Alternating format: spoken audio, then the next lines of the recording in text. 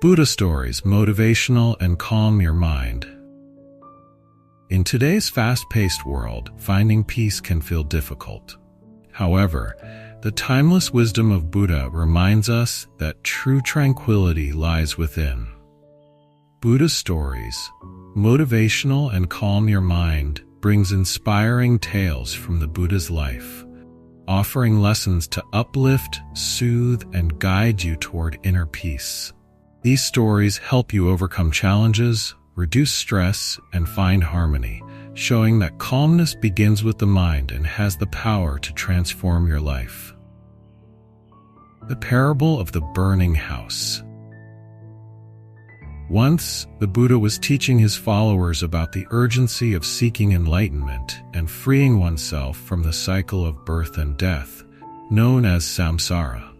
To illustrate his message, he shared the parable of the burning house.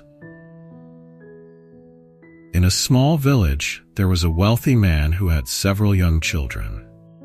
He loved his children dearly, but he was often preoccupied with his work and possessions.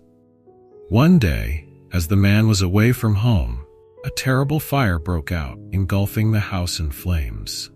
The fire spread quickly, and soon the entire house was ablaze.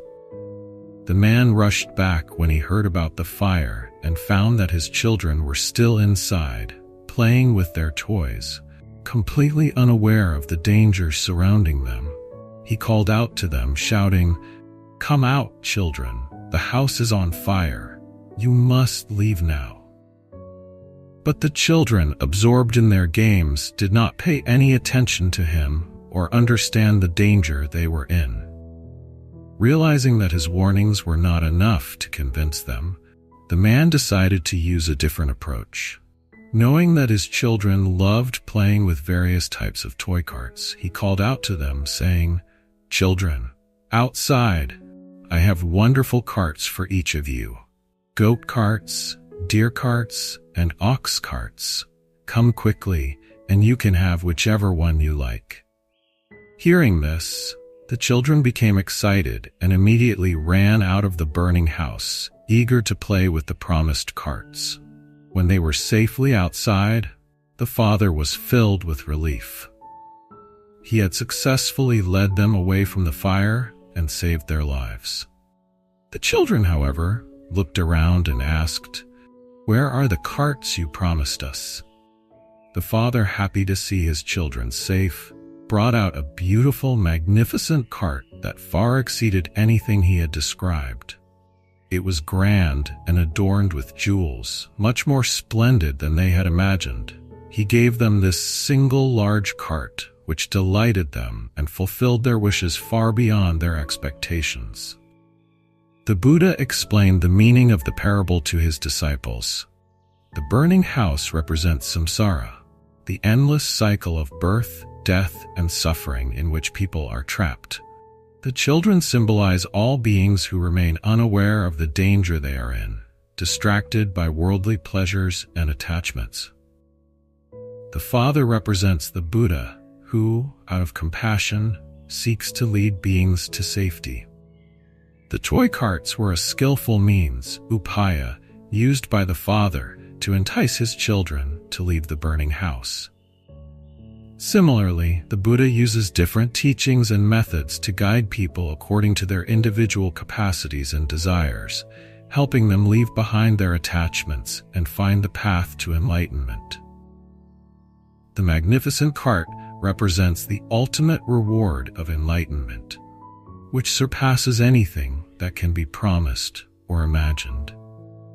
Moral of the story: this story encourages us to recognize the urgency of spiritual practice and seek liberation from suffering, letting go of attachments to the toys that distract us in life. It also reminds us that the guidance offered by spiritual teachers may come in forms we do not immediately understand, but ultimately lead us to the lasting peace of enlightenment. The bamboo grove and patience. In a serene bamboo grove near the city of Rajagaha, the Buddha often taught his disciples the virtues of patience, wisdom, and compassion. The Bamboo Grove Monastery, gifted to the Buddha by King Bimbisara, was a peaceful setting surrounded by lush bamboo and calm streams, an ideal place for practicing meditation and mindfulness. The Buddha would frequently take walks with his followers in this tranquil environment, sharing stories and teachings that emphasize the importance of inner calm and patience. One day, as the disciples sat under the shade of the bamboo, a young monk approached the Buddha with a question. He was struggling with feelings of frustration and impatience, particularly with other monks who did not seem as dedicated to their practice. "Master," he said, "how can I cultivate patience when I feel so irritated by the actions of others? I want to improve, but sometimes it is hard not to feel anger." The Buddha listened carefully and then told the monk a story. "Once in this very bamboo grove," the Buddha began, "two monks were practicing together. One was calm and patient, while the other was often quick to anger and judgment. Despite his efforts, the impatient monk found it difficult to accept the pace and habits of others. He would meditate only sporadically, often blaming others for his struggles and distractions. One day, a strong wind blew through the bamboo grove, causing the bamboo trees to sway and rustle loudly. The impatient monk became agitated, seeing the noise as an obstacle to his meditation.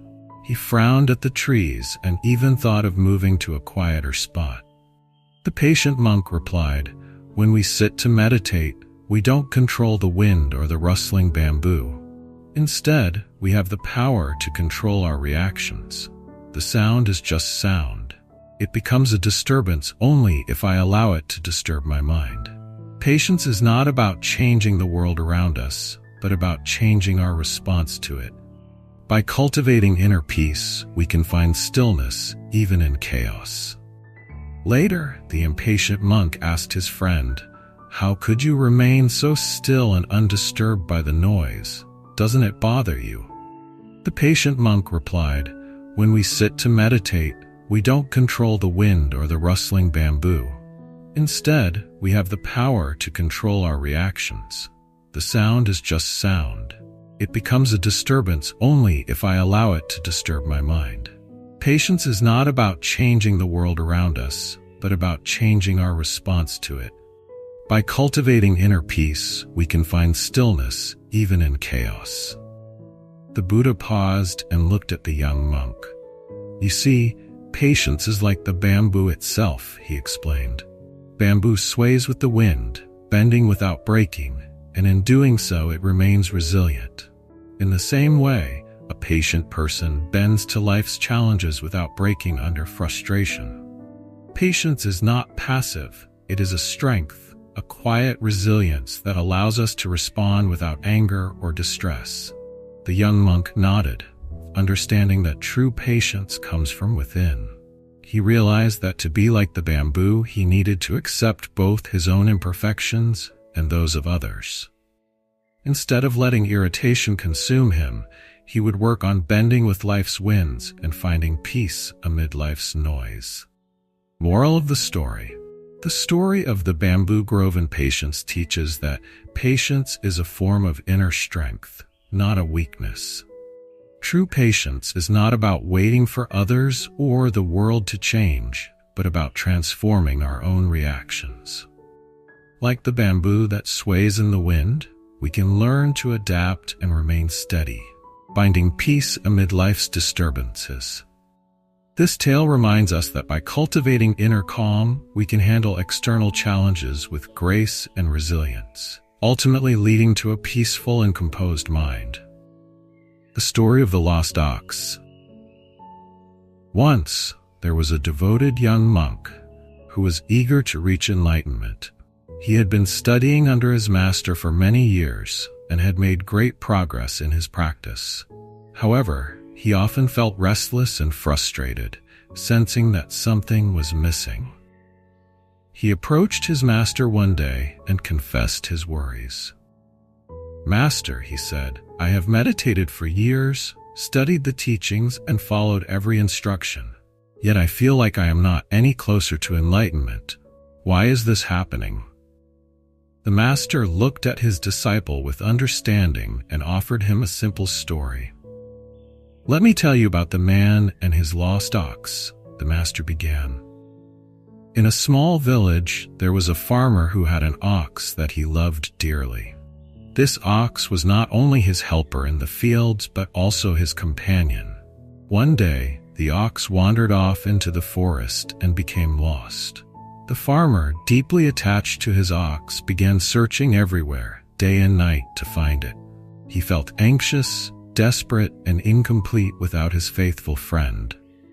After days of searching, the farmer finally found the tracks of the ox. Seeing the tracks, his heart filled with hope. He followed them deeper and deeper into the forest, through rivers, hills, and dense thickets, never giving up. The journey was challenging and tiring, but he persevered, knowing he was getting closer. Eventually, he caught a glimpse of the ox grazing peacefully in a meadow. Relieved and filled with joy, he quietly approached and carefully guided the ox back home. With the ox by his side again, the farmer felt whole and at peace. No longer was he searching or longing, for he was reunited with what he had lost. The master paused and then said to the young monk, "This ox represents your true nature, your inner self.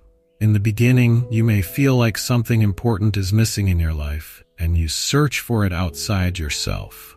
But as you go further in your practice, you begin to find signs, insights, and glimpses of the truth within you, like the tracks of the ox." He continued, "The journey can be challenging, and at times you may feel lost or frustrated, but with patience and perseverance, you eventually catch sight of your true self and understand that it has always been there, quietly waiting for you to discover it. Once you find this inner peace, there is no longer a need for searching. You feel complete, just as the farmer did when he was reunited with his ox." The young monk listened carefully, realizing that his frustrations were a natural part of his spiritual journey. He understood that enlightenment was not something that could be forced or rushed, but was rather a gradual process of discovering his true nature. He thanked his master for the wisdom and returned to his practice with a renewed sense of patience and determination. Moral of the story. The story of the lost ox teaches us that the search for inner peace and enlightenment is not about gaining something new, but rediscovering what is already within us. Like the farmer searching for his ox, we may experience moments of frustration and feel lost. But with persistence, we eventually reconnect with our true selves. This story encourages patience, resilience, and trust in the process, reminding us that inner peace and wholeness are achieved by looking inward, not outward. This parable provides comfort to those on the spiritual path, emphasizing that even when we feel lost, our true nature is always within reach, waiting to be found. The Buddha and the Mirror. One day, a young monk approached the Buddha with a troubled heart. He had been practicing diligently, yet he felt plagued by his own thoughts and emotions. He confessed, "Master, I find myself constantly distracted by anger, jealousy, and pride. No matter how hard I try to be pure and calm, these emotions keep arising. Why can't I escape from these feelings?" The Buddha listened carefully and then asked the monk to follow him. They walked together through the forest until they reached a nearby river, where they saw a clear, calm pool of water. The Buddha instructed the monk to sit down by the water's edge. "Look into the water," the Buddha said. "What do you see?" The monk leaned over and saw his own reflection in the mirror-like surface of the water.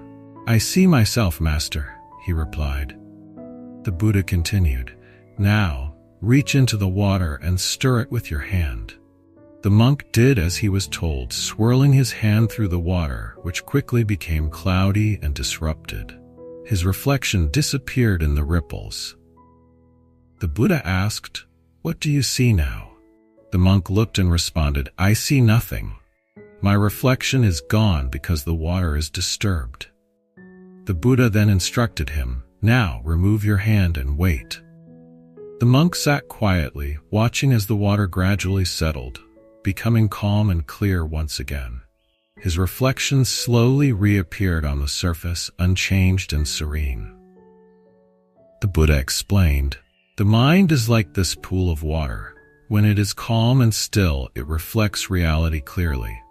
But when it is disturbed by emotions like anger, jealousy, or pride, it becomes cloudy, and you can no longer see things as they truly are. To see yourself clearly, you must let your mind settle and be still." The Buddha continued, "Do not fight against your emotions, trying to force them away. Instead, observe them with patience and compassion, and allow them to pass naturally, like ripples in the water. With time, the mind becomes calm, and your true nature shines through, undistorted." The young monk listened intently and realized that his struggles were like his attempts to stir the water to remove the ripples.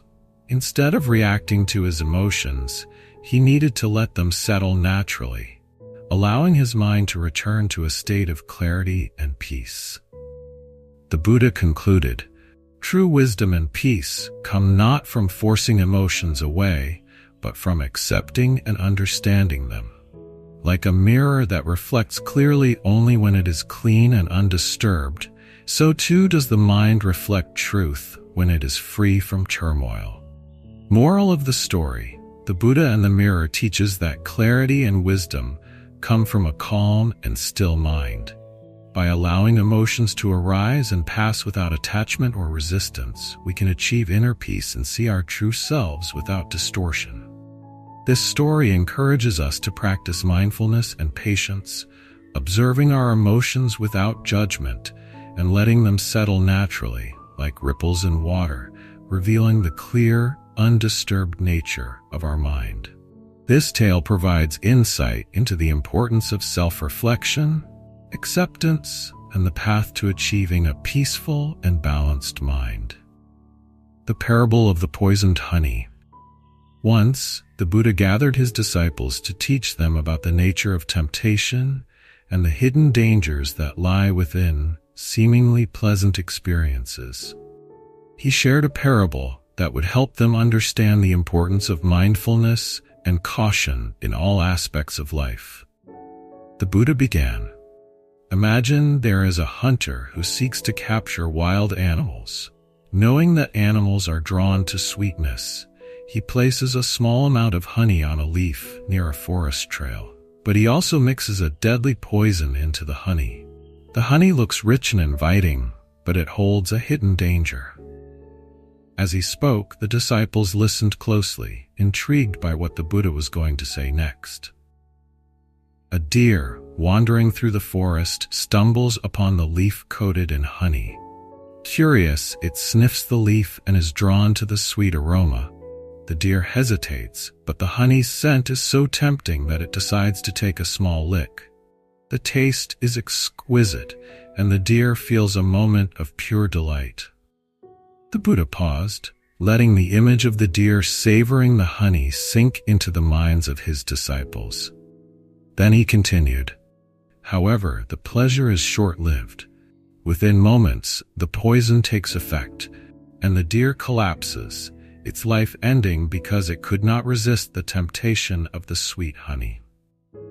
The Buddha looked at his disciples and explained, "This honey is like the pleasures of the world. They appear sweet and satisfying, promising happiness and comfort. But hidden within them are the seeds of suffering and attachment. By clinging to these fleeting pleasures, we invite suffering, as our desires only grow stronger and bind us to this endless cycle of craving." One of the disciples raised his hand and asked, "Master, are all pleasures like poisoned honey? Should we avoid them completely?" The Buddha smiled kindly and replied, "Not all pleasures are harmful, but one must approach them with mindfulness and awareness. To indulge in worldly pleasures without caution can lead to attachment and suffering. Just as the hunter used honey to trap the deer, the mind can become ensnared by attachments that eventually harm us. He further explained, the wise person enjoys life's sweetness without clinging to it. When we experience pleasure without attachment, we can appreciate it fully and let it go without regret or longing. But if we become addicted to that pleasure, it becomes like the poison hidden in the honey, causing us pain when it fades. The disciples nodded, understanding the deeper meaning of the parable. They realized that the key was not to avoid all pleasures, but to remain vigilant and avoid being attached to them, recognizing the impermanence of all experiences. The Buddha concluded, practice moderation and mindfulness, enjoying life's moments without attachment. Remember that true happiness is not found in fleeting pleasures, but in inner peace, wisdom, and liberation from craving. Moral of the story: the parable of the poisoned honey teaches the importance of mindfulness in how we approach worldly pleasures. The sweet experiences in life can bring joy, but if we cling to them, they can also lead to suffering and entrapment.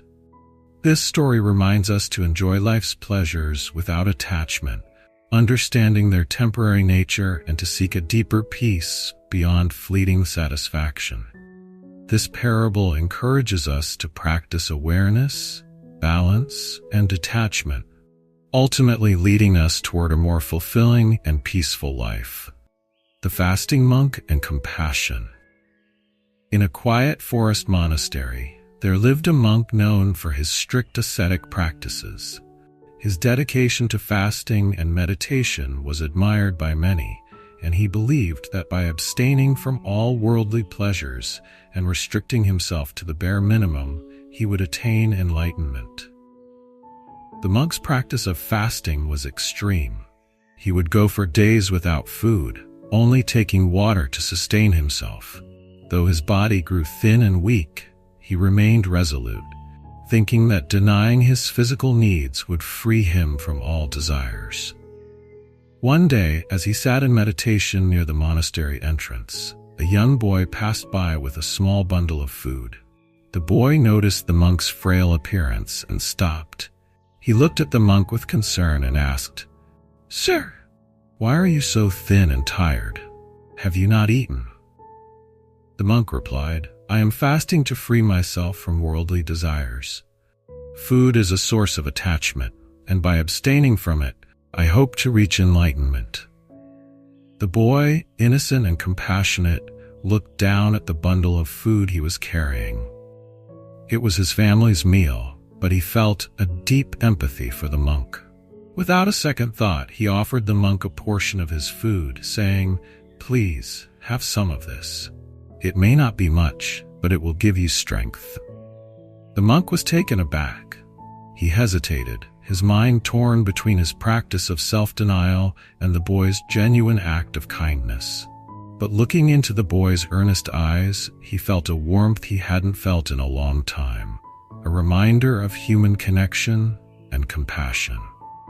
Overcome by the boy's kindness, the monk accepted a small portion and ate. As he did so, he felt a renewed energy filling his body, but more importantly, a softening in his heart. In that moment, he realized that he had been so focused on his personal pursuit of enlightenment that he had forgotten the value of compassion and connection with others. The monk then pondered deeply, reflecting on his practices. He realized that while self-discipline was essential, so was compassion, for others and for oneself. True enlightenment, he understood, was not found through extreme self-denial alone, but through a balance of discipline and kindness. Compassion was not a distraction, but a necessary part of the spiritual journey. Later, the monk went to the Buddha to share his insight and seek guidance. The Buddha listened and then smiled kindly, saying, "Just as a bird needs 2 wings to fly, so does a seeker of truth need both wisdom and compassion. Discipline without compassion leads to rigidity, and compassion without discipline can lead to indulgence. Balance is the path to true enlightenment.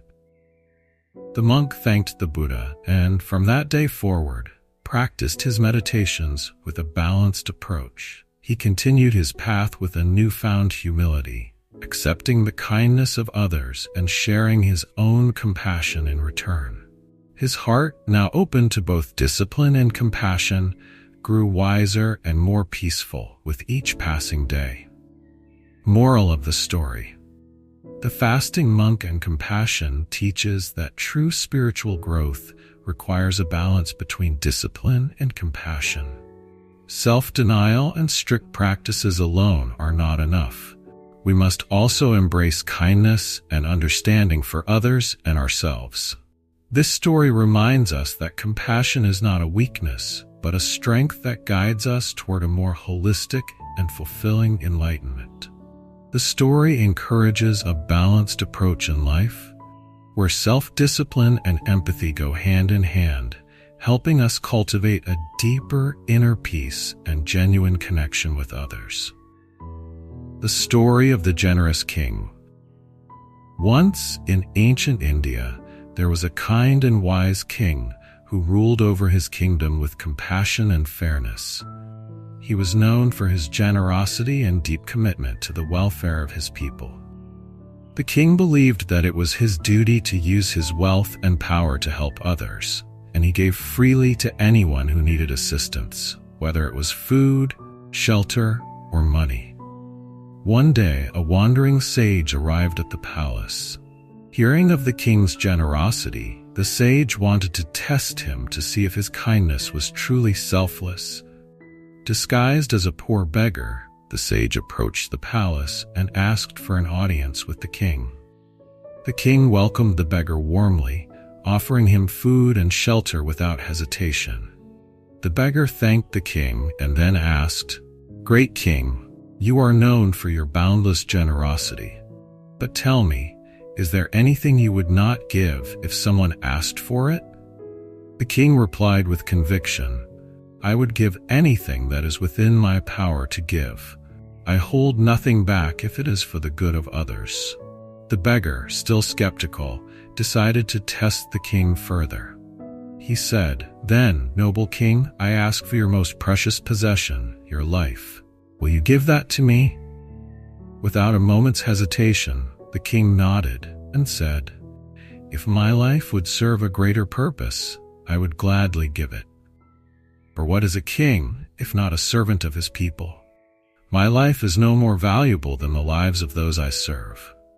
The beggar was astonished by the king's selflessness, but pressed on, saying, "If that is your wish, then prove it by surrendering yourself to me." The king agreed, ordering his guards to bring forth a ceremonial blade, preparing himself with dignity and calm. The people of the kingdom, hearing of their king's intention, gathered at the palace, weeping and pleading for him to reconsider. They couldn't bear the thought of losing such a noble and kind-hearted ruler. But the king remained firm. He spoke to the crowd, saying, "My dear people, I have lived my life to serve you. If my life is asked of me, then it is my honor to give it. True generosity knows no limits." As the king prepared to sacrifice himself, the beggar dropped his disguise, revealing his true form as the sage. Smiling with admiration, the sage said, "Noble king, you have proven yourself to be the most generous and selfless ruler. I do not want your life. I only wanted to see if your heart was truly free from selfishness. You have shown me that your compassion is boundless and that you are willing to sacrifice even your life for the sake of others. May your name be remembered forever." Moral of the story. The story of the generous king teaches the virtue of selflessness and true generosity. The king's willingness to give everything, including his own life, shows that genuine compassion transcends personal gain. True generosity is not about giving only what is convenient, but about offering even that which is most precious when needed. This story inspires us to approach others with kindness and generosity, reminding us that true nobility comes from a heart willing to give selflessly. The king's example shows that true leadership and love for others are rooted in self-sacrifice and compassion. The monk and the tree. In a remote monastery nestled in the mountains, there was a young monk who had recently joined a community of monks dedicated to meditation and spiritual practice. This young monk was eager to attain enlightenment and devoted himself wholeheartedly to his studies and meditation. However, he struggled with impatience and often found himself distracted by his own thoughts and desires. One day, feeling particularly frustrated with his lack of progress, the young monk approached the abbot of the monastery and asked, "Master, how long will it take me to reach enlightenment? I have been meditating and studying diligently, but I feel no closer to understanding the truth." The abbot, a wise and compassionate man, listened to the young monk's concerns and decided to teach him a lesson about patience and inner growth. He said, "Come with me. I want to show you something that may help you understand the path to enlightenment." The abbot led the young monk through the forest surrounding the monastery until they arrived at a large, ancient tree. Its branches spread wide, providing shade and shelter to many creatures. The abbot motioned to the tree and asked, "Do you see this tree? How long do you think it took to grow to this size and strength?" The young monk looked at the tree, observing its thick trunk and wide canopy. "I suppose it must have taken many years, master," he replied. "But what does this have to do with my question?" The abbot smiled and explained, "This tree did not grow overnight, nor did it rush to become what it is today. It grew slowly, day by day, reaching deeper into the earth for nourishment and extending its branches to the sky. It withstood storms, droughts, and seasons of hardship, yet it continued to grow. Its strength and size are the result of steady, patient growth." The young monk listened intently as the abbot continued. "Enlightenment, like the growth of this tree, cannot be rushed. It requires patience, resilience, and dedication. Just as the tree's roots must grow deep to support its branches, your inner growth must also take time. You cannot force wisdom or understanding to come. They will arrive naturally as you cultivate patience and let go of your attachment to immediate results." The abbot then asked the young monk to sit beneath the tree and meditate, encouraging him to observe the calm presence of the tree, which stood peacefully and steadfastly, unaffected by the world around it. As the young monk sat in meditation, he began to feel a deep sense of peace. He understood that enlightenment was not a goal to be chased, but a natural outcome of steady, patient practice. Just as the tree grew at its own pace, he realized that he too would grow and evolve over time. From that day forward, the young monk approached his practice with a new sense of patience and acceptance, no longer rushing or judging his progress. He continued his path with the calm understanding that, like the tree, he would blossom in his own time. Moral of the story: the monk in the tree teaches the importance of patience and steady growth on the spiritual path. Just as a tree grows slowly, reaching deeper into the earth for strength, so must we cultivate patience and allow ourselves to grow naturally. Enlightenment and inner peace are not goals to be forced. They come as a result of dedication, resilience, and the acceptance of life's natural pace. This story reminds us that personal growth and wisdom are gradual processes. True understanding and enlightenment develop slowly, and by releasing the need for immediate results, we find a deeper peace and joy in the journey itself. The story of the rich man and his wishes. Once, in a prosperous village, there lived a wealthy man who was known for his vast riches and luxurious lifestyle. He owned grand houses, fertile lands, and countless treasures. Yet he felt an emptiness within him. Despite all his wealth, he was never satisfied and constantly longed for more. He believed that if he could fulfill just a few more wishes, he would finally find happiness. One day, the man heard that a wise monk was visiting the village. This monk was said to have a deep understanding of life's mysteries and could help people find true peace and happiness. Curious and hopeful, the rich man decided to seek the monk's guidance. When he arrived, he found the monk sitting quietly under a tree. Bowing respectfully, the man said, "Revered monk, I have everything a man could wish for: wealth, status, and luxury. But I am still not happy. I feel an emptiness that I cannot fill, no matter how much I possess. I wish to be truly happy. Can you help me?" The monk looked at the rich man and replied, "If you truly wish to find happiness, I can grant you 3 wishes.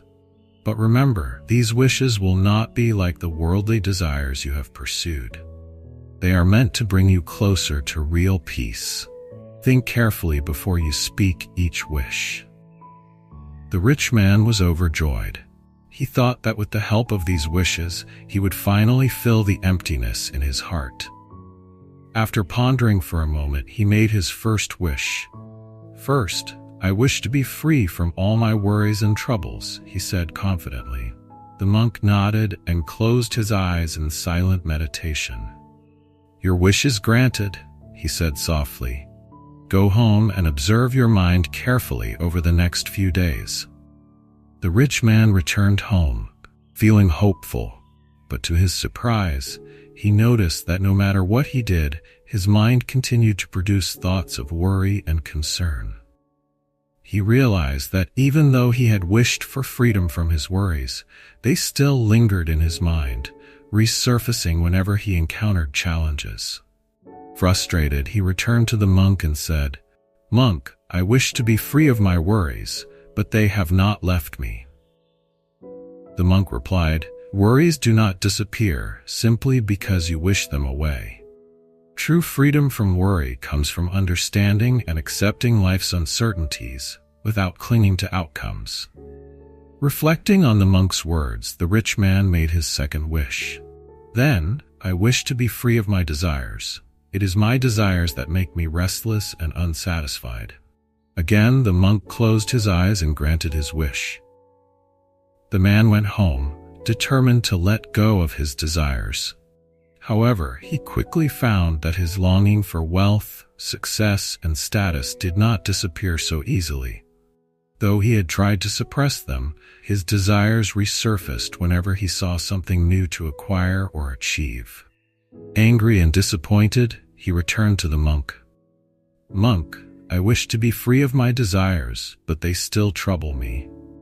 The monk smiled gently and said, "Desires, like worries, are a part of the human mind. They will not vanish by force. You must understand the nature of desire and see it as impermanent. Only then will you find peace with it." The rich man sat down and thought deeply. He had one wish left, and he was determined to make it wisely. After a long silence, he looked up at the monk and said, "For my third wish, I wish to understand myself. I wish to see why I am restless and never content, despite everything I have." The monk's eyes sparkled with approval. "Now you have made a wise wish. The path to true happiness begins with self-understanding." The monk then guided the man in meditation, teaching him to observe his thoughts, desires, and worries without attachment. He showed him how to look inward and understand his mind's nature. Over time, the rich man began to see that his restlessness stemmed from his own attachments and inability to accept life's impermanence. He realized that the emptiness he felt could not be filled with possessions, but with understanding and inner peace. Gradually, he learned to let go of his need to control everything and to find contentment within himself. The rich man no longer chased after possessions and status, for he had discovered a deeper satisfaction within his heart. He returned to the monk, bowing deeply in gratitude. "Thank you, wise monk," he said humbly. "I understand now that true happiness does not come from fulfilling every desire, but from knowing and accepting oneself." Moral of the story. The story of the rich man and his wishes teaches us that happiness and peace do not come from external possessions or fulfilling endless desires. True contentment comes from self-understanding and acceptance. Only by looking within and letting go of attachments can we find lasting peace and fulfillment. This story reminds us to seek happiness within rather than through material wealth, guiding us toward a deeper inner contentment and tranquility. Story of the Buddha and the beggar. One day, the Buddha was sitting and teaching his disciples in a quiet grove when a beggar approached him. The beggar was dressed in ragged clothes, his body was thin and weak, and his face reflected years of hardship. He had heard of the Buddha's compassion and wisdom and thought perhaps the Buddha could give him something valuable.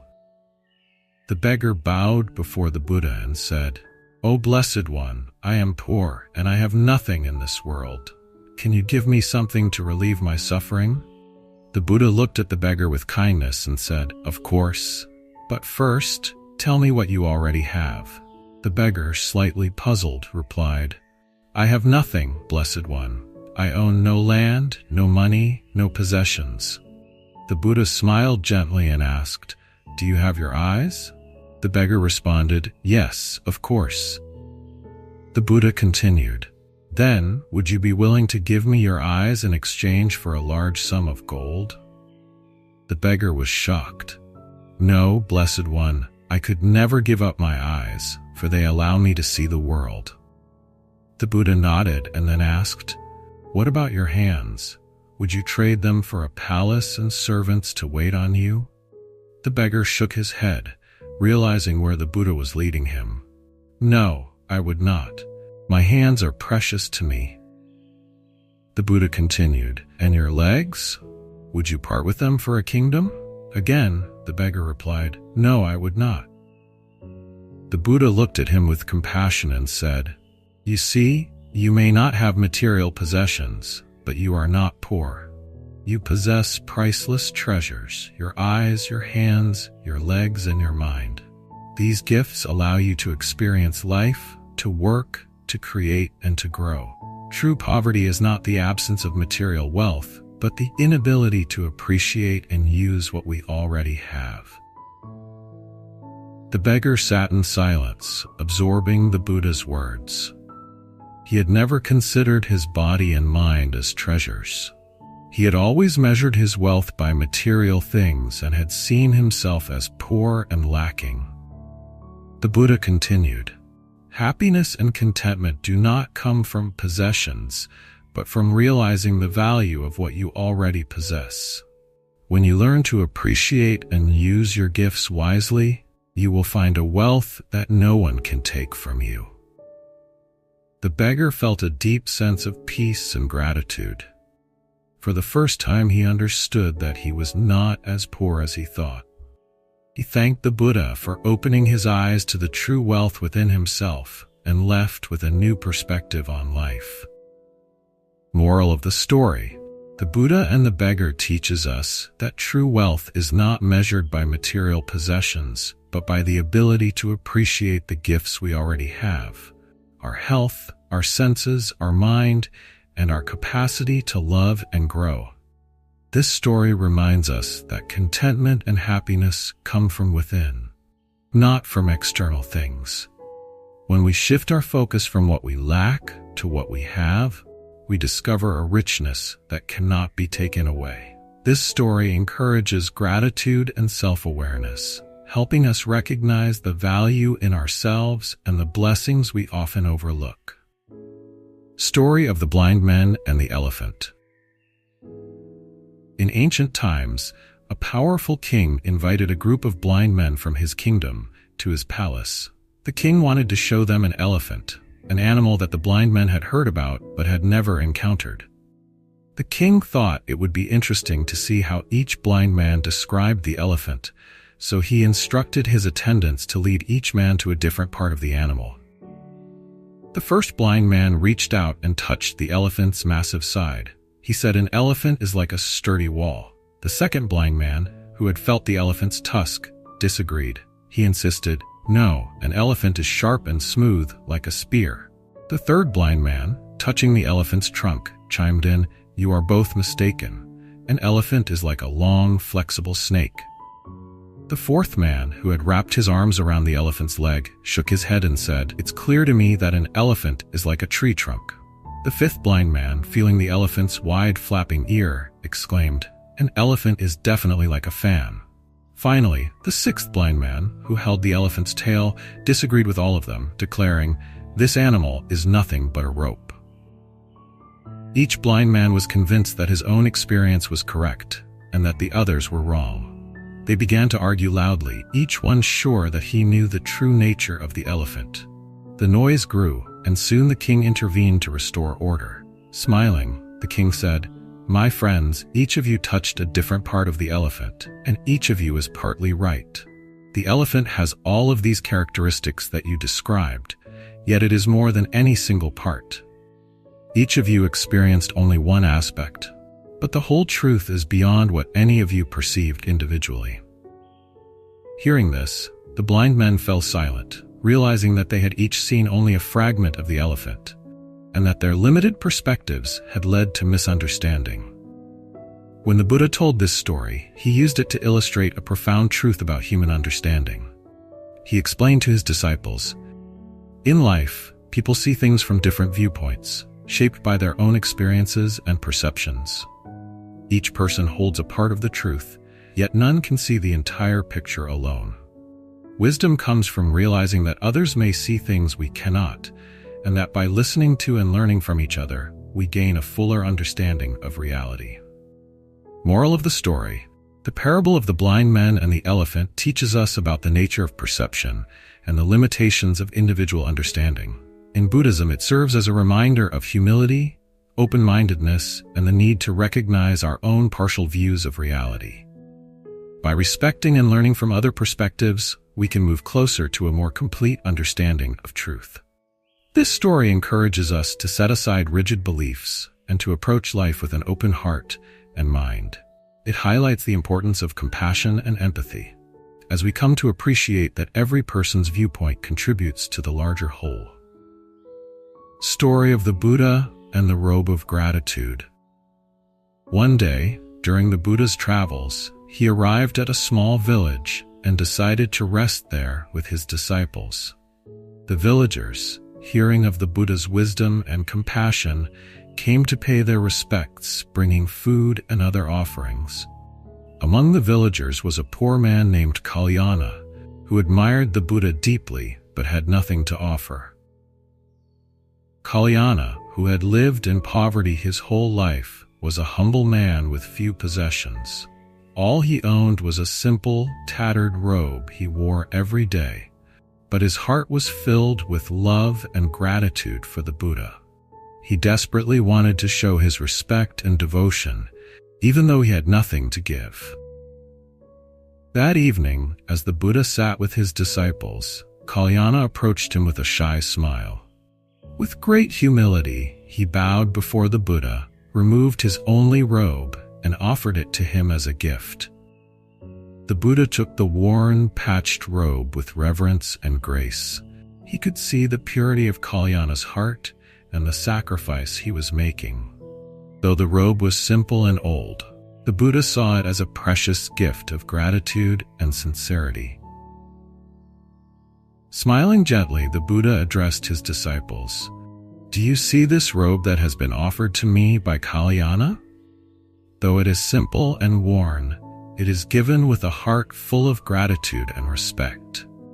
True generosity is not about the material value of what we give, but the love and sincerity with which we give it. He continued, Kalyana has given freely from what little he has, not for praise or recognition, but out of genuine gratitude. This is the spirit of true giving. The Buddha then decided to wear Kalyana's robe for the remainder of his time in the village, honoring the man's pure-hearted gift. The other villagers were moved by Kalyana's act of kindness and by the Buddha's acceptance of it. Inspired by this display of gratitude and humility, many villagers began to adopt a more generous and compassionate way of life. Seeing the happiness and transformation this act of gratitude brought, the Buddha encouraged his disciples, "When we live with gratitude, we discover true wealth within ourselves. Just as Kalyana has given me this robe with a grateful heart, we should all cultivate a spirit of gratitude in our own lives. In doing so, we realize that we have much to give, regardless of how little we may possess." Moral of the story: the Buddha and the robe of gratitude teaches us that the true value of giving lies in the intention and sincerity behind it, rather than the material worth of the gift itself.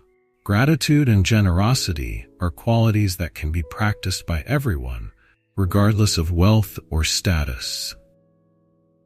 The story of Lord Buddha and the golden fish. Once upon a time, in a peaceful river that flowed through a dense forest, a beautiful golden fish lived. It was known to the creatures of the forest for its radiant scales and graceful swimming. The golden fish was an embodiment of freedom and beauty, living without a care in the world. It had always been admired by the animals, birds, and even the humans who lived nearby. One day, a fisherman, a man who made his living by catching fish in the river, cast his net into the waters where the golden fish swam. After a long wait, he felt a strong pull on the net. Excited about his catch, he hurried to pull it up, and to his astonishment, he saw the golden fish trapped inside. However, the fisherman, although moved by the fish's plea, had a plan. He intended to sell the golden fish to the king, knowing that the king would reward him handsomely for such a rare catch. As the fisherman was preparing to take the fish to the palace, a group of monks came upon him. The monks had been traveling through the forest and noticed the struggle of the golden fish. Among them was Lord Buddha, who had been walking along the path and had seen the commotion. Buddha, seeing the fisherman about to take the golden fish, approached and asked what was going on. The fisherman explained that he had caught the fish and was planning to sell it to the king. Lord Buddha, who had great compassion for all living beings, looked at the golden fish with kindness and said, "This fish, like all living creatures, wishes to be free. Its life is its own. Let it go, and in doing so, you will receive a far greater reward." The fisherman, surprised by the Buddha's words, asked, "But if I let it go, what will I gain in return?" The Buddha replied, "By releasing this fish, you free yourself from greed and attachment. You will gain peace of mind, and blessings will come to you in ways you cannot yet understand. There is more to life than material gain." The fisherman, after some contemplation, decided to release the golden fish. As soon as the fish was set free, it leaped joyfully back into the river. The fish swam in circles, its golden scales shining even brighter under the sun. It seemed to express its gratitude through its movements. Lord Buddha smiled and said, "See, the fish is free, and in its freedom, it brings joy to the river. When we release our attachments and desires, we too experience true freedom, and our hearts become light." As the fisherman walked away, he felt a sense of peace in his heart. He had chosen compassion over greed, and the rewards of that decision were not just material, they were spiritual. Years passed, and the fisherman's life took a turn for the better. He was no longer consumed by the need to gain wealth, but was instead content with the simple joys of life. The blessings that came to him were abundant. But they were not the riches he had once sought. Instead, they were the peace and happiness that come from living in harmony with the world. The moral of the story of Lord Buddha and the golden fish, teaches several important lessons. Buddha showed compassion towards all beings, including animals, and advocated for the release of the fish, emphasizing the value of life. The fisherman's decision to release the golden fish teaches the importance of letting go of attachment to material gain and greed. The fish's return to the river symbolizes the freedom that comes from releasing desires and living in accordance with the natural flow of life. The fisherman's life became more fulfilling, not through wealth, but through spiritual peace and wisdom. This story encapsulates the essence of Buddhist teachings, where true happiness is not found in the pursuit of material wealth, but in compassion, wisdom, and detachment. The story of Angulimala and Buddha. Angulimala was born as a young man named Ahimsaka, which means the one who harms no one. He was a scholar, kind-hearted and gentle, living in a peaceful village. Ahimsaka was extremely intelligent and dedicated to his studies. He became a promising student of a renowned teacher. However, his teacher became jealous of his brilliance and sought to destroy him. In a cruel attempt to ruin Ahimsaka, the teacher falsely accused him of wrongdoings and expelled him from the school. Devastated by this, Ahimsaka wandered aimlessly, seeking solace and meaning. Eventually, he came upon a group of bandits who led him astray. They convinced him that the only way he could regain his honor and power was through violence. Ahimsaka, now consumed with anger, made a fateful decision. He adopted the name Angulimala, which means finger garland, because he began killing people and collecting a finger from each victim to make a garland.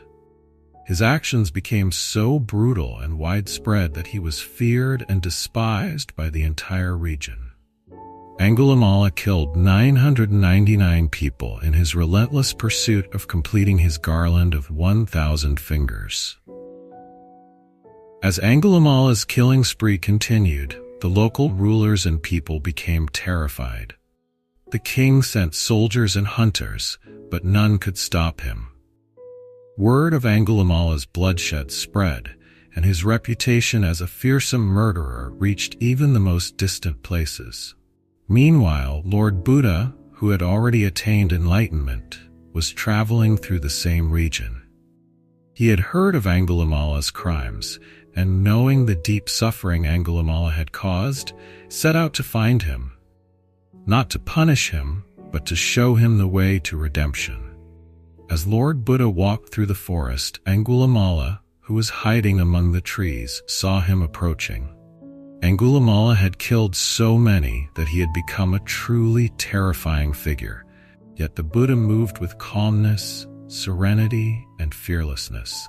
Angulimala, curious and astonished at the sight of someone so unafraid, decided to chase after him. He ran toward the Buddha, but no matter how fast Angulimala ran, he could not catch up with the Buddha, who was walking peacefully at his own pace. After a long while, Angulimala called out, "Stop, monk, stop!" He believed he was faster than Buddha, yet the Buddha continued walking slowly, unaffected by his cries. Finally, Lord Buddha turned and spoke to him calmly. "I have stopped, Angulimala. It is you who are still running." This profound statement had a deep effect on Angulimala. He had spent his entire life running from the pain, fear, and anger within himself. He had been running toward violence, hatred, and greed. Now, hearing Buddha's words, he realized that he had never truly stopped, and his inner turmoil had caused him to hurt so many people. In that moment, Angulimala saw the Buddha's deep compassion and wisdom. He fell to his knees and begged for forgiveness. He asked the Buddha, "Is it possible for someone like me, someone who has done so much harm, to ever find peace?" Lord Buddha, with great compassion, replied, Yes, Angulimala, you can still change. No matter how deep your past sins may be, if you truly wish to change, you can find peace. It is not too late for you. Angulimala, filled with sorrow for his past actions, took refuge in the Buddha's teachings and asked to become a disciple. The Buddha accepted him, and Angulimala, renouncing his violent ways, embraced a new life of compassion and mindfulness. Angulimala's transformation was profound. He became one of the Buddha's disciples and dedicated himself to the path of righteousness. He shaved his head, donned the robes of a monk, and followed the Buddha's teachings. Angulimala's remorse for his past actions was genuine, and he worked hard to purify his mind and actions. Though some people in the village could not forget his past and still feared him, Angulimala remained peaceful and resolute in his new life. He spent his time meditating, reflecting on the suffering he had caused, and helping others. His past reputation did not define him anymore. One day, when Angulimala was walking through the village as a monk, some villagers recognized him and, out of fear, started shouting at him and throwing stones. They called him a murderer and a criminal. Angulimala, however, remained calm and unfazed. He did not retaliate or become angry. Instead, he turned to the Buddha and asked, "Master, I am now a monk, yet the villagers still fear me and scorn me. What should I do?" The Buddha replied, "If a person throws a stone at you and you do not pick it up, who does the stone belong to? It belongs to the person who threw it. Similarly, if people throw insults at you and you do not accept them, they belong to the ones who insulted you." This teaching helped Angulimala understand that he no longer needed to hold on to the hatred or fear others had toward him. His transformation was internal, and he was at peace with himself. Angulimala lived out the remainder of his life as a monk, fully committed to the path of enlightenment. He was eventually able to attain arahantship, the highest level of spiritual attainment in Buddhism, where one is free from all defilements and attachments. In his final days, Angulimala was calm and serene. He reflected on his past, deeply grateful for the opportunity to be transformed through the Buddha's compassion. He died in peace, leaving behind a legacy of profound redemption. The moral of the story. The story of Angulimala is one of the most powerful teachings in Buddhism, illustrating the potential for transformation within everyone. No matter how dark a person's past may be, redemption is possible through wisdom, compassion, and mindfulness. No one is beyond redemption. The story shows that even the most heinous criminal can change if they sincerely wish to do so. Compassion, forgiveness, and the desire for inner peace can lead to transformation. The power of the Buddha's compassion. Buddha's unconditional love and understanding helped Angulimala realize the possibility of change and peace. Buddha's compassion reached even the darkest parts of Angulimala's heart. Self-reflection and renunciation. Angulimala's journey emphasizes the importance of self-reflection, renouncing harmful ways, and embracing a path of peace. The nature of forgiveness. True forgiveness, both for oneself and others, is a key part of the Buddhist path. Angulimala's story teaches that one can be forgiven and find peace when they are genuinely remorseful and seek to change. In the end, Angulimala's life became a powerful reminder that it is never too late to turn away from harm and begin the path toward liberation and peace. Story: The Buddha and the Broken Bowl. Once, as the Buddha was traveling with his disciples, they came across a small village. The villagers were excited to see the great teacher and offered him food, shelter, and other gifts. Among the offerings was a beautifully crafted bowl, which the Buddha accepted graciously. The bowl was a gift of respect and admiration from a devotee, and the Buddha appreciated it.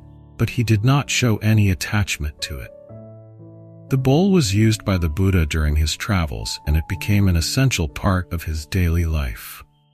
However, as time passed, the bowl began to show signs of wear. One day, while the Buddha and his disciples were resting in the forest, a small accident occurred. The bowl was accidentally knocked over and broken into pieces. When the disciples saw that the Buddha's bowl was broken, they were filled with concern. They rushed to the Buddha and expressed their sorrow. "Master," they said, "your beautiful bowl has broken. How can you use it now?"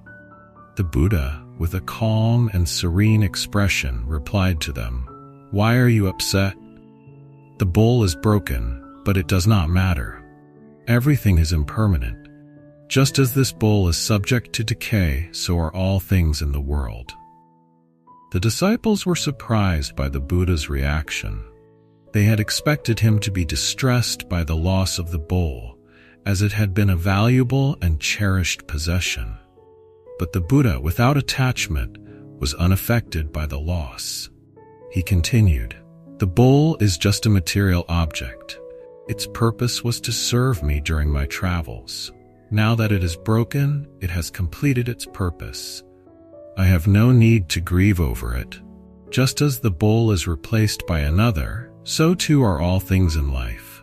Everything comes and goes, and it is through understanding this impermanence that we can truly find peace." The moral of the story. In the end, the Buddha's reaction to the broken bowl exemplifies the wisdom that all material possessions, including our bodies, are impermanent. Life itself is ever-changing, and by learning to embrace this impermanence and release our attachments, we can find greater peace and contentment.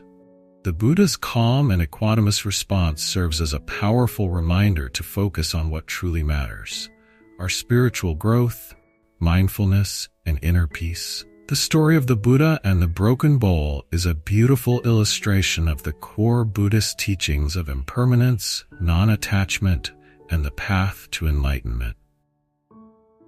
The story of the Buddha and the snake. One day, as the Buddha was traveling with his disciples, they came upon a village near the edge of a forest. A young man from the village had heard of the Buddha's teachings and was determined to test him. He did not believe in the Buddha's message of compassion and nonviolence and thought that he could expose the Buddha as a hypocrite. This young man had a venomous snake that he kept in a basket, and he decided to use it as part of his plan. He approached the Buddha and said, "Master, I hear you speak of kindness and nonviolence, but I want to know if you really practice what you preach. I will show you this snake, and if you truly believe in your teachings, you will not react with fear or anger." The Buddha calmly looked at the snake in the young man's hands and said, "I do not fear your snake, nor do I react with hatred or violence. I do not wish harm upon any being, no matter how dangerous or frightening it may seem." The young man, wanting to see if the Buddha's words were truly sincere, placed the snake on the ground in front of him and said, "Let us see if you can really practice what you preach, or if you will lash out in anger when faced with danger." At that moment, the snake, disturbed by the presence of so many people, began to hiss and coil itself, ready to strike. The young man stood by, eagerly waiting to see how the Buddha would react. However, instead of reacting with fear or anger, the Buddha simply extended his hand towards the snake in a calm and compassionate manner. He spoke gently to the snake. "I do not wish to harm you, for I see that you are also suffering in this world. I do not wish for you to strike, but to live peacefully." The snake, sensing the Buddha's calm presence and hearing his gentle words, seemed to relax. It stopped hissing, uncurling itself, and retreating back into the forest. The Buddha then turned to the young man and said, "You see, the true power lies in compassion, not in fear or aggression. Just as I did not respond to the snake with violence, so should we respond to all living beings with understanding, patience, and love." The young man was astonished.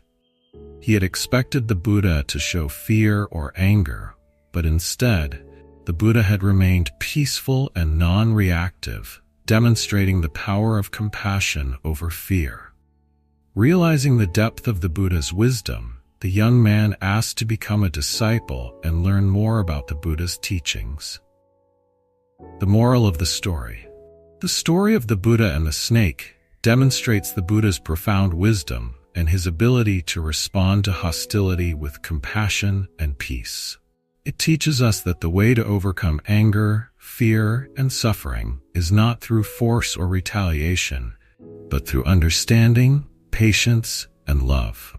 By practicing these qualities, we can transform negative situations into opportunities for peace, just as the Buddha did with the snake. Story: The Buddha and the Hungry Tigress. In one of his previous lives, the Bodhisattva, the being destined to become the Buddha, was born as a prince in a royal family. He lived a life of luxury, but his heart was always filled with compassion for all living beings. The Bodhisattva was deeply concerned about the suffering of others, especially animals and those in need. One day, while traveling through a forest with his retinue, the Bodhisattva and his companions came across a starving tigress who was unable to find food. She had been searching for food for days, but had not been able to catch anything. The tigress was weak, and her bones were showing through her fur. She had several cubs who were also hungry and crying out for food. Seeing this sight, the Bodhisattva was filled with great compassion. He understood that the tigress was a mother, and her hunger was not just her own, but also the hunger of her young ones. The Bodhisattva could not bear to see them suffer. The prince immediately realized that the only way he could help was to offer himself as food for the tigress and her cubs. His selflessness was a demonstration of the highest form of compassion. He said to his followers, "I will offer myself to the tigress so that she and her cubs may live." The Bodhisattva then laid himself down in front of the tigress, offering himself as food. He spoke gently to the tigress, "Take my life, for I would rather give myself to you than see you and your cubs die of hunger. May this sacrifice save you from suffering." As the tigress began to approach, something miraculous happened. The tigress, feeling the pure compassion radiating from the Bodhisattva, hesitated. Her hunger was intense, but she was moved by the Bodhisattva's selfless act. She did not immediately attack him. At that moment, the Bodhisattva's compassion was so great that the miracle occurred. The tiger could not bring herself to take his life. Instead, she seemed to feel the deep love and understanding from the prince, and she relaxed, retreating from the prince's body. The tigress and her cubs did not need to harm him. The Bodhisattva's act of offering himself, his pure compassion, and the deep love for all living beings caused a transformation in the situation. As a result, not only did the tigress refrain from attacking, but she and her cubs were also freed from their hunger. The Bodhisattva's compassionate act brought great peace to the tigress and her cubs, and the animals were able to live without suffering. The prince, although willing to give his life, was miraculously saved because of the powerful energy of love and compassion he embodied. The moral of the story. The story of the Buddha and the hungry tigress is a beautiful example of the Bodhisattva's compassion and his willingness to go to any lengths to help others.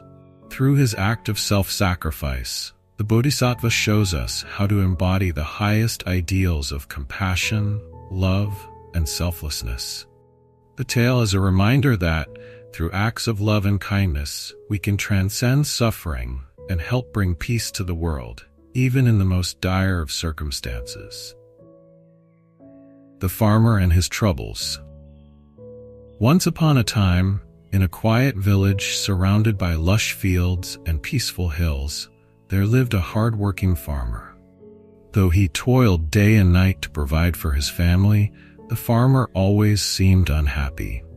His crops sometimes failed, his livestock occasionally wandered away, and his neighbors often annoyed him. He carried a constant burden of worries and frustrations. One day, the farmer heard that the Buddha was visiting a nearby village. Known for his wisdom and compassion, the Buddha attracted people from all walks of life, seeking guidance and solace. The farmer decided to visit the Buddha to find a solution to his troubles. When he arrived, the farmer found the Buddha sitting under a large tree, surrounded by disciples and villagers. The atmosphere was serene, and the Buddha's presence radiated peace. The farmer approached the Buddha and bowed respectfully. "Revered one," the farmer said, "I am beset with troubles. My crops sometimes fail, and I have to worry about feeding my family. My animals often wander off, and I must spend hours searching for them. My neighbors are difficult, and my children don't always listen to me. I work hard, but there is always something to worry about. What can I do to rid myself of all these troubles?" The Buddha listened attentively, his serene expression unchanging. Then, with a gentle smile, he responded, "I cannot help you with your troubles." The farmer was taken aback. "But revered one, you are known for your wisdom. If you cannot help me, then who can?" The Buddha continued, "Everyone has troubles. In fact, every person in this world carries at least 83 problems at any given time. Sometimes crops fail, animals get lost, neighbors are difficult, and loved ones may not behave as we wish. These are the 83 problems of life." The farmer was confused. "What do you mean? Are you saying I must live with these problems forever?" The Buddha nodded gently. "Yes, as long as you live, you will have 83 problems. Some may go away, but others will replace them. This is the nature of life." The farmer grew frustrated. "Then what is the point of seeking wisdom if you cannot help me with my problems?" The Buddha smiled again and said, "While I cannot help you get rid of your 83 problems, I can help you with your 84th problem." The farmer frowned. "What is my 84th problem?" The Buddha looked at him with deep compassion and replied, "Your 84th problem is that you think you should have no problems." The farmer fell silent, reflecting on the Buddha's words. He realized that he had spent so much time resisting and lamenting his troubles that he had missed the peace that comes from accepting life as it is. In that moment, he understood that his problems were not the source of his suffering. It was his constant struggle against them. With a newfound sense of clarity, the farmer bowed deeply to the Buddha. "Thank you, revered one," he said. "I will try to embrace my life, problems and all." The farmer returned to his village with a lighter heart. Though his work and challenges remained the same, his perspective had shifted. He found peace not in solving all his problems, but in accepting them as a natural part of life. His neighbors noticed the change in him and began to admire his calm demeanor. Soon, his children and friends began to ask him for advice, and the farmer shared the wisdom he had learned from the Buddha. Moral of the story: the story of the farmer and his troubles teaches us that life is inherently full of challenges, but suffering arises when we resist or try to eliminate them all. True peace comes from accepting the natural difficulties of life and letting go of the belief that we should live without problems. Wisdom lies in letting go. The greatest wisdom is learning to live in harmony with life's imperfections, finding peace within.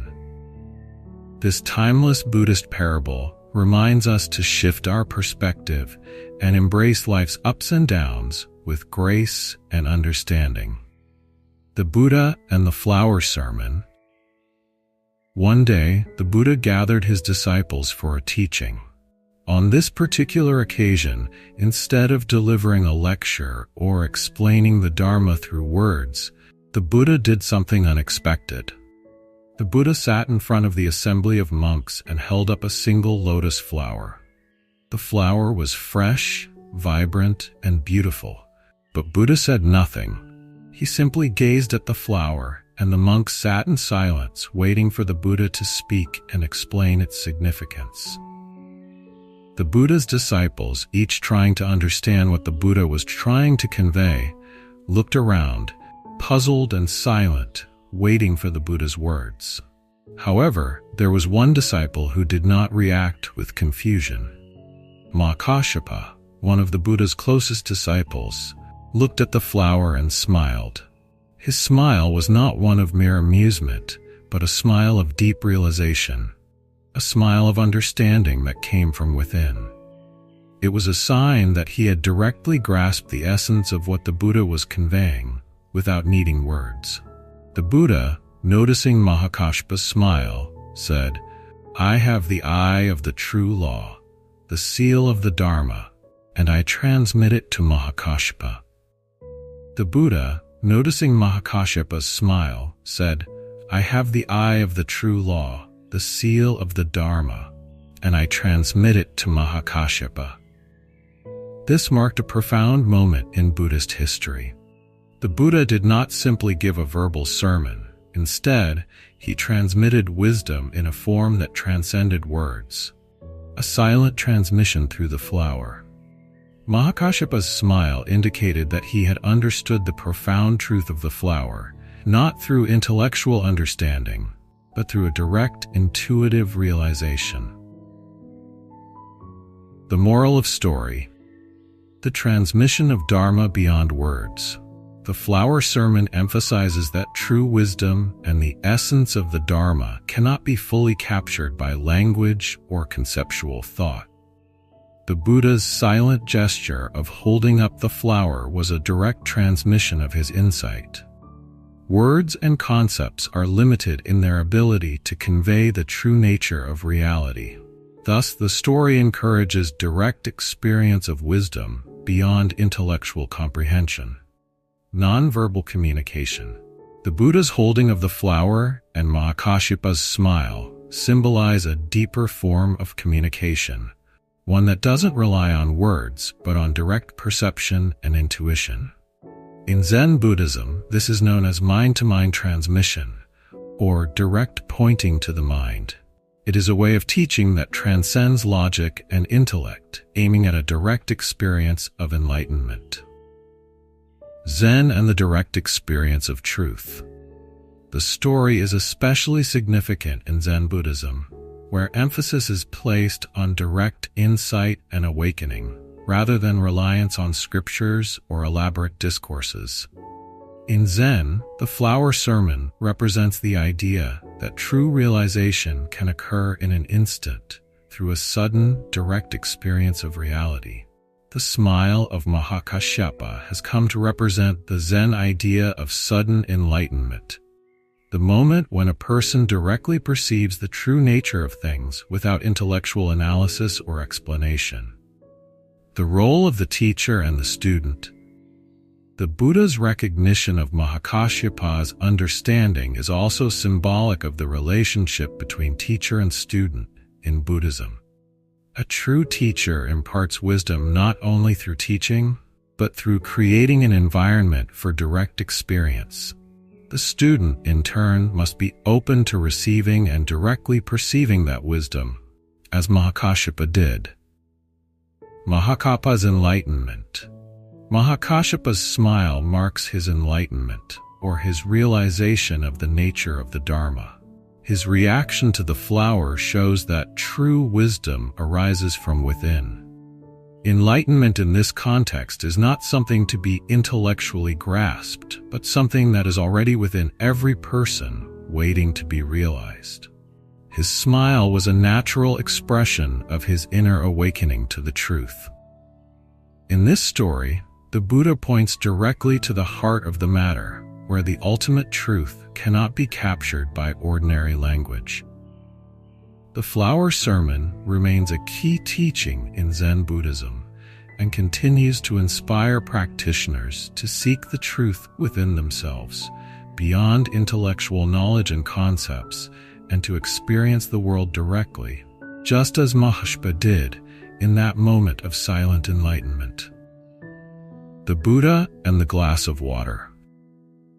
One day, a man approached the Buddha and asked, "Lord, I have many troubles in my life. I feel constantly overwhelmed by the stresses of work, relationships, and all the problems that seem to come my way. I do not know how to handle these burdens. Can you help me find peace?" The Buddha, known for his wisdom and understanding, smiled gently and said, "I will show you a way to understand your troubles." He then took a glass of water from a nearby table, held it in front of the man, and asked, "How heavy do you think this glass of water is?" The man looked at the glass and said, "It is not very heavy, Lord. I would say it is just a few ounces." The Buddha nodded and continued, "Yes, that may be true, but what would happen if I held this glass of water for a few minutes?" The man thought for a moment and replied, "It would not be much trouble, Lord. I would not feel any discomfort if you held it for a short time." The Buddha smiled again and asked, "And what if I held this glass for an hour?" The man replied, "It would start to become uncomfortable, Lord. My arm would begin to ache." "Very well," said the Buddha. "What if I held it for an entire day?" The man now looked concerned. "That would be unbearable. My arm would be in great pain, and I would not be able to hold the glass any longer." The Buddha then set the glass down on the table and said, "Exactly. The glass itself does not change in weight, yet the longer I hold on to it, the more it causes me pain and discomfort. This is how it is with our worries, our anger, our anxieties, and our attachments. They are like this glass of water. If we hold on to them for a short time, they may not trouble us much. But if we carry them around for too long, they begin to weigh us down and cause us great suffering." The moral of story. The Buddha's teaching with the glass of water serves as a powerful reminder of the importance of releasing our burdens, whether they are worries, regrets, or negative emotions. By practicing mindfulness and non-attachment, we can let go of these heavy feelings before they overwhelm us. Life is full of challenges, but the Buddha's wisdom shows us that we can choose not to carry the weight of those challenges unnecessarily. The story encourages us to recognize that much of our suffering comes from holding on to things for too long.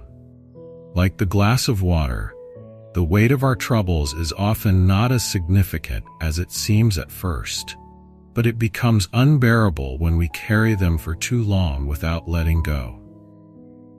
Through mindfulness, we can learn to release them and live more freely, peacefully, and in the present moment. Thank you for joining us on this journey through the wisdom of Buddha. If you found these stories inspiring and helpful in calming your mind, don't forget to like this video and subscribe to the Buddhist Insights channel for more motivational content and spiritual guidance. Stay connected for more teachings that will bring peace, clarity, and wisdom into your life.